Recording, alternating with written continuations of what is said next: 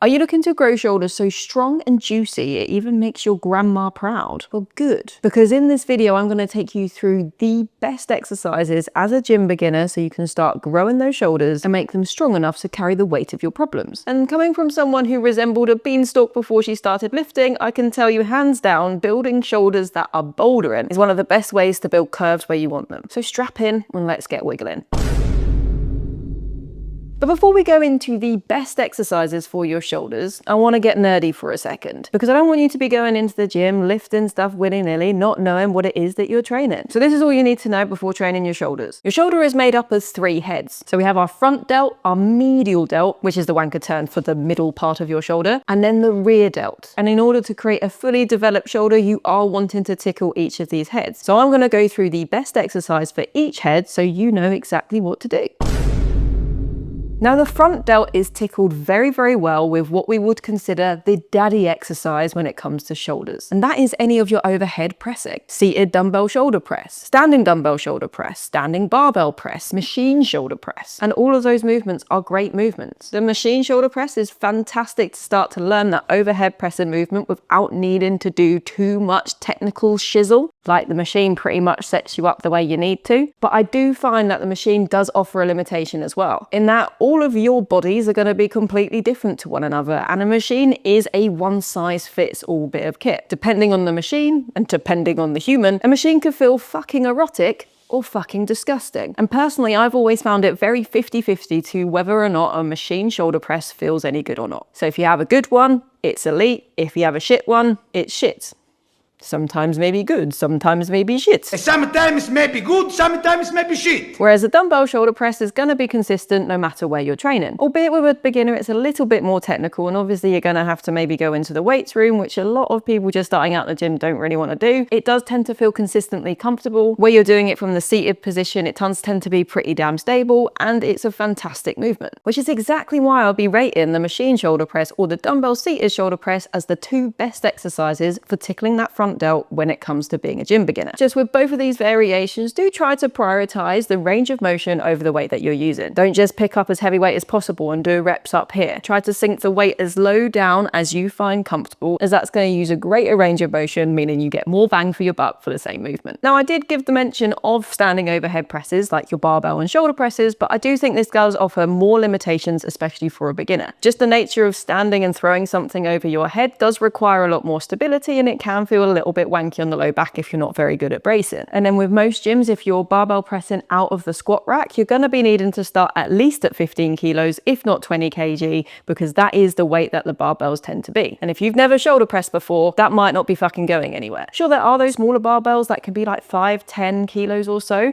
but you're having to pick that up from the floor before getting out to your shoulders, and that's a little bit fatiguing and a little bit awkward. And again, as a beginner, you might fuck yourself up. And that limitation is the exact limitation with a standing dumbbell press as well, because getting the dumbbells up to your shoulders and then pressing from there, it's just a bit more overcomplicated, and it means that you're probably going to fatigue a bit more before you actually start training the shoulders the way that you want to. So although they're great options and you can definitely do them, in the context of maximizing your growth, I'll just rate them below that seated shoulder press, machine shoulder press, for the reasons I've explained. Now there is another movement here that does tickle the front delt, which is the front raise. And yes, this does tickle the front delt really fucking well. Just the only issue with this is that it's probably a bit of overkill. See, as much as I've mentioned the shoulder presses here, any chest pressing movement, such as your push-ups, dumbbell presses, barbell presses, they're gonna be tickling your front delt as well. So if you're doing a shoulder press and you're doing any other pressing movement for your program, your front delt is probably getting enough work on its own and you don't need to do anything extra to it. So as a beginner, leave front raises out for now and prioritize that time to muscles that might need it more. And one of those muscles being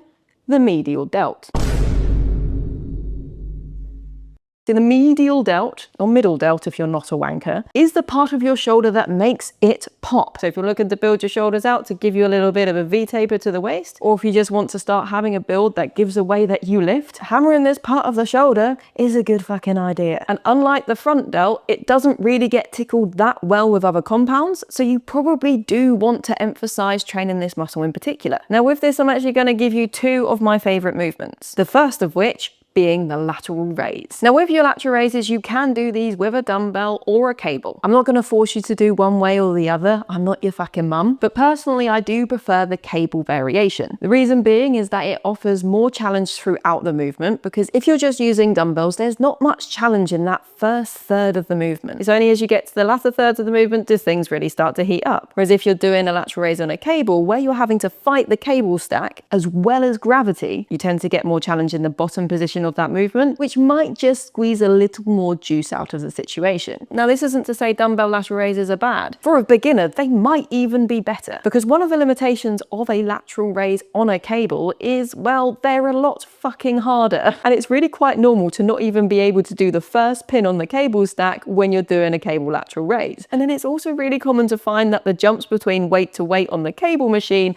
is a lot more aggressive than if you were doing it with a dumbbell, because yeah, it's a harder variation. And personally, I do use both variations within my own training. So as a beginner, what I would say is start off with the dumbbell variation until you're feeling strong and confident in the movement, and then try to flirt with the cable variation as you advance. It gives you variety, means you don't break your shoulders, and you have a fucking lovely time. I promise. But coming in as a close second of best exercises for the middle delt, I would experiment getting down and dirty with something called an upright row. Now, the upright row is such a weird movement. People think that it's going to make your shoulders explode just by looking at it, but so long as you're executing it with decent technique and you're not loading it superly heavy straight away, your shoulders are going to be fine. And it's actually a really fantastic way to nail your medial delt. Sure, upper trap might come into the movement as well, and certainly I have some women that train with me that don't really want to grow the upper trap, so they do tend to avoid this movement a little bit more and stick to the lateral raises, which is fine. But if you're just looking to build a nice strong upper bit here, the upright row is a fucking underrated movement, and that is a hill I'm willing to die on. But overall, I would say the top tier movement for your middle delt is going to be your lateral raises, and then it's just a Brucey bonus second to bring in some upright rows if you want some additional lateral raise work that isn't just more lateral raises. Now, finishing off your shoulder development, let's head to the rear. Now, just like your front delts are indirectly tickled by movements you might already be doing in your programming, like your chest presses and all that stuff, your rear delts are often tickled by your back training, particularly if you're doing rows, especially with a bit of a flared elbow. But more often than not, the rear delt is less developed than the front delt, so I would do some direct work to the rear delts with these exercises. Because one of the main movements that directly hits your rear delts is any variation of rear delt fly, which can be performed on a machine, a cable, or a dumbbell. Now, just with the dumbbell lateral raises, the dumbbell rear delt flies doesn't have that much resistance going through it at the bottom of the movement, and that potentially does leave some gains on the table. And also with rear delt flies, you tend to need to bend over, which sometimes can be a little bit awkward and uncomfortable to hold that position, especially as a beginner, which is why I strongly prefer either a machine rear delt fly or a cable rear delt fly. The setup just tends to be easier, and you do tend to get more bang for your buck with those variations. Honestly, I think they're both equally pretty fucking magical, but if I had to choose one, I would go for the machine fly. I just find the setup often feels a lot smoother, tend to find I get a better mind-muscle connection, and for a beginner, it does just tend to be a little bit easier to get the hang of. So I would put that as the best beginner exercise for the rear delt. But before we move on to the next section, I just want to give an honorable mention to one last exercise that can tickle those rear delts wonderfully, and that is the cable face pull. The reason I'm rating it below the rear delt fly, and I'll say stick with the rear delt fly to begin with, is because with the cable face pull, it is a little bit more technically difficult to make it so it's more biased towards the rear delts rather than the upper traps. That's inherently not a massive issue because you might want to be growing your upper traps, but if we're just talking exclusively of I want to grow some pop-in rear delts, then yeah, I'll be putting a fly first. So with slamming those rear delt flies in, let's get into putting context to these exercises so you can build a training program to have your shoulders pop.